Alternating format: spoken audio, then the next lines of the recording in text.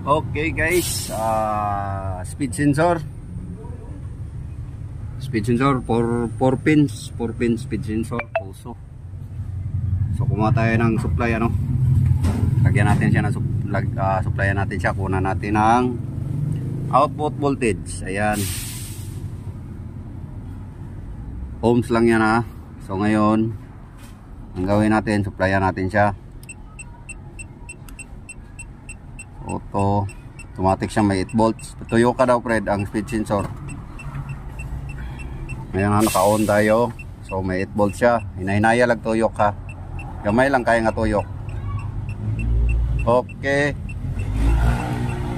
Now standby. Tuyok gamay lang kayo. Kunting ikot. Okay, standby. Gamay lang yung kayo, gamay lang. Okay. Standby.